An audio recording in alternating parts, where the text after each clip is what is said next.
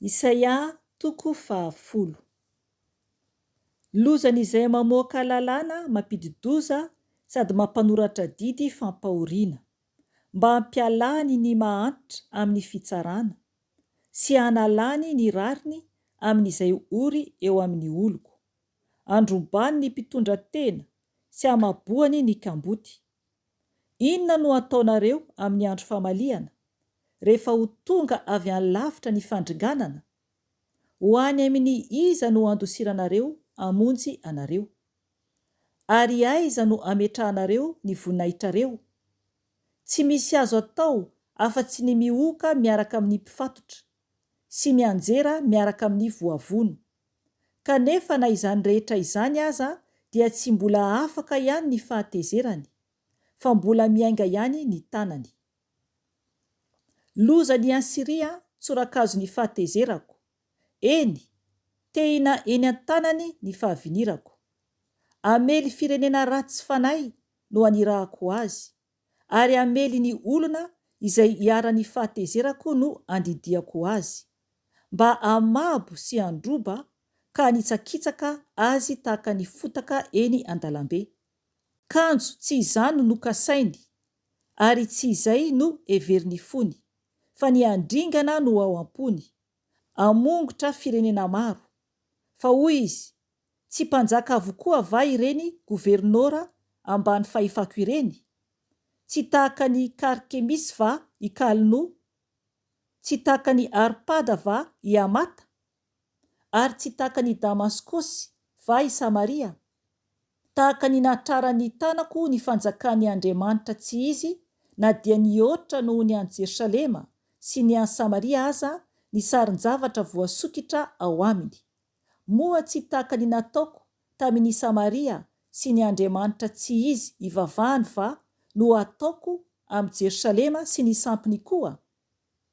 Kanefa rehefa vitany Tompo ny asany rehetra ao amin'ny tendrombohitra Ziona sy Jerosalema, dia ho valiko kosa ny vokatry ny fiavonavonany fony mpanjakan'ny Asiria sy ny fireharehany masony miandranandrana.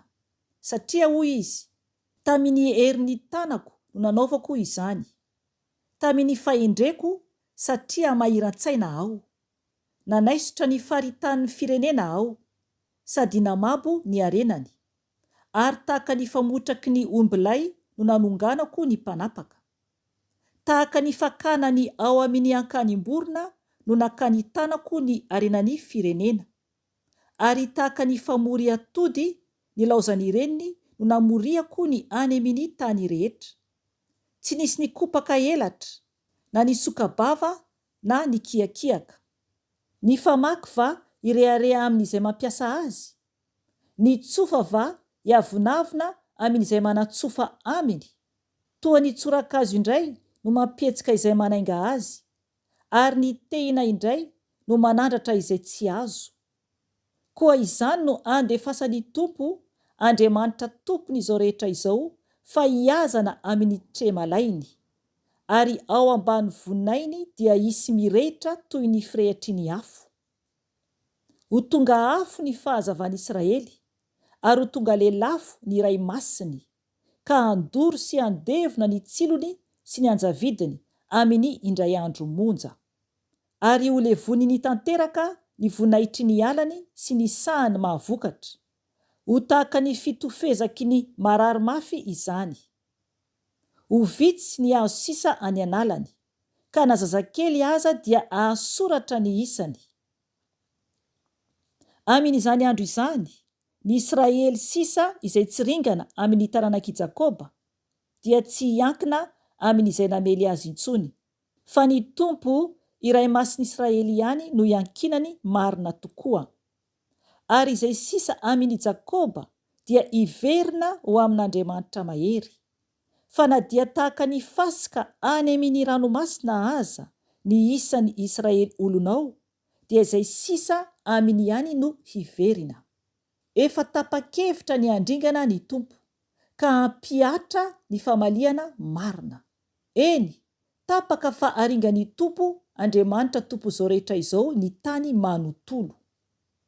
Koa izao no lazain'ny Tompo, Andriamanitra tompon'izao rehetra izao. ry oloko izay monina any Ziona. Aza matahotra ny Asirianina. Mamely anao amin'ny tsorakazo izy ary manainga ny tehiny aminao tahaka ny fanaony Ezipta. Nefa kely sisa dia hitsahatra ny fahavinirana ary andringana azy kosa ny fahatezerana.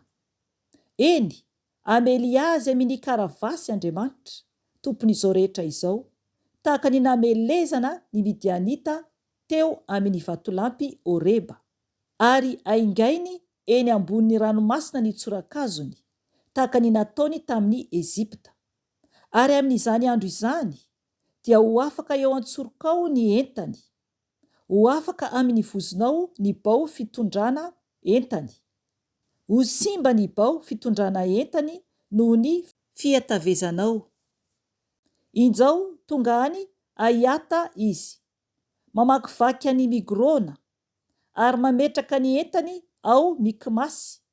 Mandalo ao ankadilalana izy, ao Geba isika no andry, hoy izy. Mangovotra i Rama, mandositra i Gibeany Saoly. Mikiakia mafy ry bata Galima, mampandria sofina ry Laisy. Indrisy ry Anatota mahantra, lasa mandositra i Madmena. Mitady fierena ny ponina any Gebima, mbola mijanona any Noba izy anio, ary manofahofa ny tanany manambana ny tendrombohitry Ziona zanakavavy, dia ny havoanan'i Jerosalema. Indro manapaka ny ratsany madinika amikery lehibe ny Tompo, Andriamanitra tompon'izao rehetra izao, izay mijoalajoala no voakapa, ary izay tena avo no ahetry. Kapainy amin'ny vy ny ala mikirindro, ary Libanona dia alamaky ny iray mahery. Amen.